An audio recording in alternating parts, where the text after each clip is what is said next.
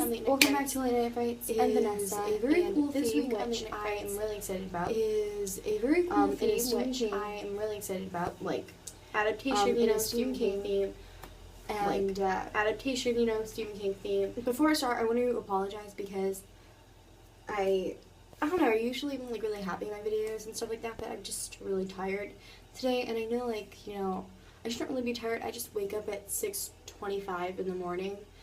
And then when I get home from school, like at 4 or 5, 4 most likely, I just want to sleep, so I take like a nap. And yeah, so anyways, I'm going to review Cujo. This is one of Stephen King's least popular movies, and that's why I wanted to do this, because I didn't want to go for, the movie Stephen King that my favorite. I wanted to go for one that's not talked about as much, which is Cujo. And I've seen this movie a few times. I've watched it at my aunt's house numerous times. I love this movie. It came out in 1983.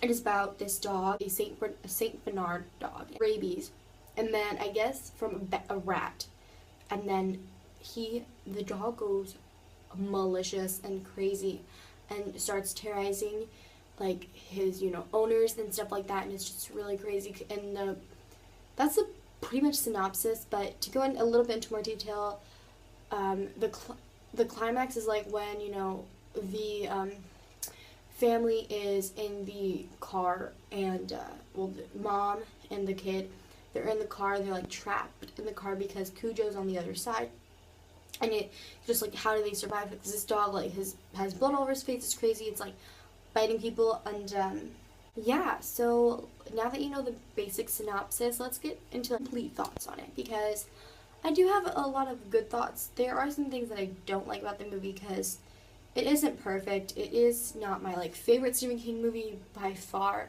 but I do like this movie, and I do find enjoyment out of it. This movie is very slow paced, and that is a main problem, I think, because not a lot of stuff happens. It can tend to get a little bit boring because there's not a lot of things happening in the movie that is very interesting, besides when the dog's trying to kill them, and it takes a while for the big climax, the big lead up. And then when the lead up does happen, I'm like, oh, I expected more. Do you know what I mean? So that's some issues I have with it. It's not, terrible by any means. It's not even close to being bad. But yeah, let's just talk about some of the acting. Dee Wallace, Daniel Kelly, I think that's how you pronounce it. They're in this movie. I'm not really too familiar with any of the actors in this movie, to be honest with you. But overall, their acting wasn't, bad. It was pretty good. They well acted. The movie was executed well, being the fact that the dog was a killer, which is not in many cases. There are animal killers in numerous movies that have, killers. Like, the animals are the killers. To talk about Stephen King, if you don't know who he is a author. He writes very, he writes mostly horror and mystery novels, and his novels tend to be very, very long, so it's hard to keep up with his books, depending on, and a lot of his books have very, some words that you don't understand. I know I've read a couple of his books. I've read The Shining, I've read Dr. Sleep, I've read, what else? I've read Carrie, Pet Sematary, not Cujo. I've read a couple more books. I can't think off the mile. Oh, I read Dreamcatcher, the other one, Salem's Lot.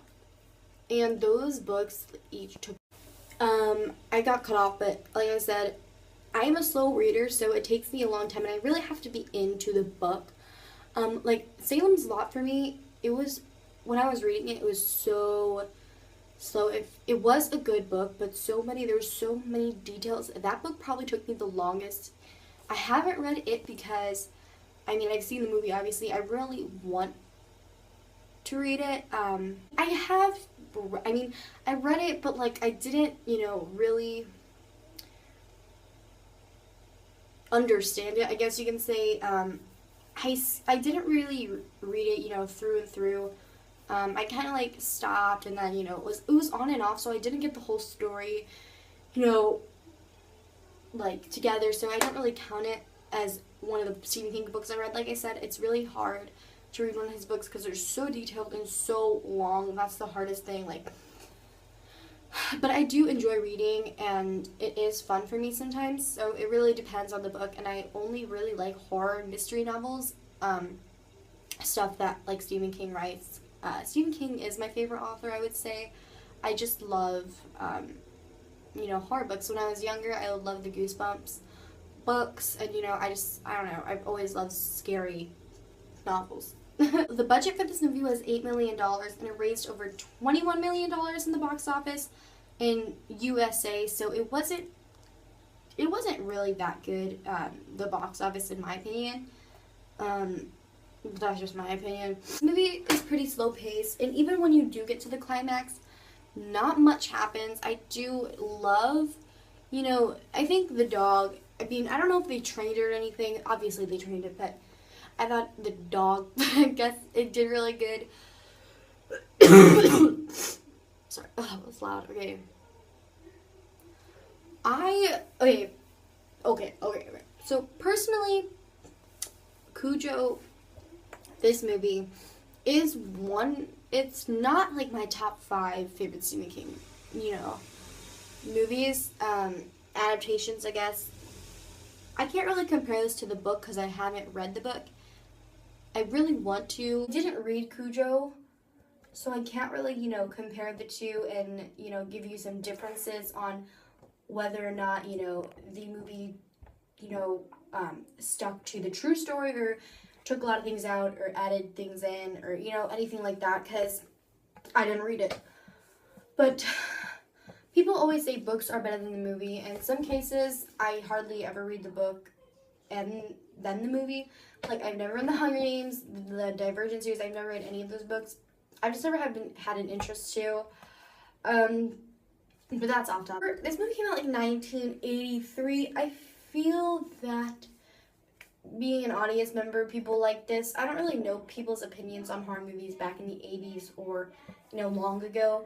But I know now, like, horror movies have just been not really good lately, and I think people are just, running out of ideas, maybe. I don't really know. Cujo, I think, is a fun movie you can watch with your friends. Such a fun movie, which I really like. Sometimes, like I said, it can get boring, but, you just have to be patient. If you're not one to, like, really details, like, for example, Halloween. I showed that movie to my friends, and they just thought it was so boring because they just want action-packed films, and, feel like there's certain movies where you need to know more so you could get it and, like, understand the whole synopsis and the plot, because more movies can be more detailed and more serious than others, and I love how this movie was executed and how it was serious, but it was different from a lot of other Stephen King films because he's done more of, he's always, like, found a way to, like, incorporate, like, supernatural stuff into his films, into his novels. Like, in Pet Sematary, there was, the ghost, and he turns into all that stuff, which is crazy. He doesn't just stay a clown, he can turn into anyone's fears. And The Shining, obviously it's supernatural. The Shining. I'm just getting too off topic. So, Cujo, I didn't see much supernatural stuff. I don't know, that's why I thought it was different. I do love this movie. 1 out of 10, I would give it a 7.5. That's all. Yeah, that's pretty much it for this video. I really hope you guys enjoyed. Make sure to give it a thumbs up and check out everyone else's videos this week. They all did Stephen King, reviews. So, yeah, I will see you all next week with Horror Battles. Bye.